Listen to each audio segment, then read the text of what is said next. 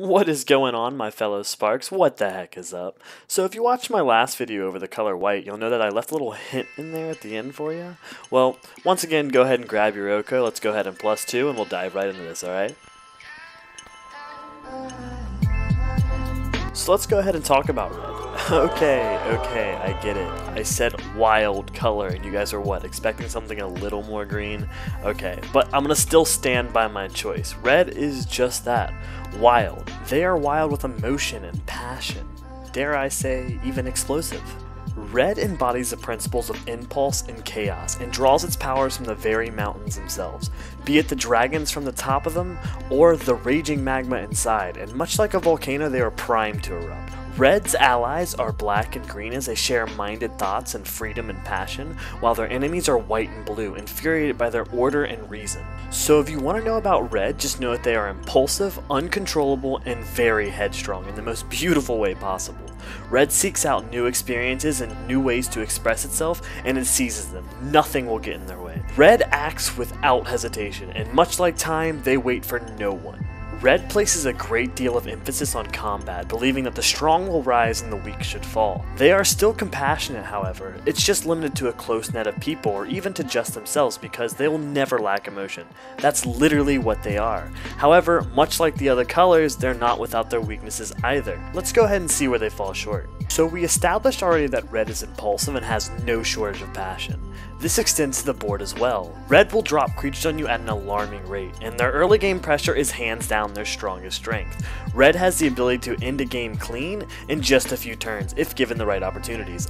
Unfortunately, Cavalvade of Calamity exists, and combine that with literal tons of one-drop attackers like Fervent Champion and Scorch Spitter, and you're already taking 8+ damage, and that's as early as turn 3. And they have beautiful gotcha cards, which are actually my favorite, like Act of Treason and Claim the Firstborn can really shake it up for your opponent, so whenever they start to bring answers, you can use it against them. They have amazing removal. Their removal is absolutely nuts. Shock, Lightning Bolt, Jaya's Greeting, Flame Coil, the list can go on and on. They can remove most threats and most dorks relatively easily. However, that's where Red's perfect beauty comes into play. It's almost an exact double-edged sword. It's a perfect mirror.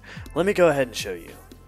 So since red needs a strong early game to win, that means in most cases its late game falls off. Since red relies so heavily on combat, if there's too many answers and not enough damage put in, they'll soon find themselves that their window to close the game is getting smaller and smaller. As you'll notice, red does not have a great late game, and there's about a million ways to remove small creatures, but apart from Blasphemous Act, there's not really any large removal for red, at least not without a huge mana tag on it. Not to mention enchantments. Red cannot touch enchantments, meaning that they can get in some pretty rough spots.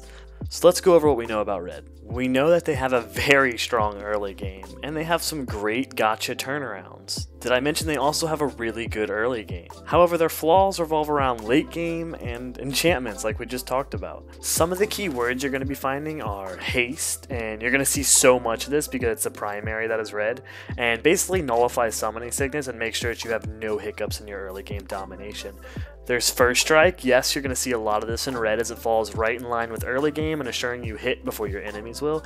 And Flying. Dragons are all over this color, and you're bound to see one. Or at least a goblin doing its best Hellkite impersonation. Overall, red is a beautiful color. I love that it resembles like clockwork in a way. Its strengths always come full circle and can be eventually used right against them. They are pure, and they do exactly what they come to do. You know what they're going to do, and they know what they're going to do, regardless of what you say or think, and that honestly makes them a really awesome color. I really appreciate you Planeswalkers out there watching this video, and if you liked it, maybe consider liking the video and slapping that subscribe button for similar content. I still have a lot of colors to cover, and I guess I'm gonna have to perform some type of ritual to get through them all fast enough. I don't know. But anyways, take it easy, guys. Bye. It will grow.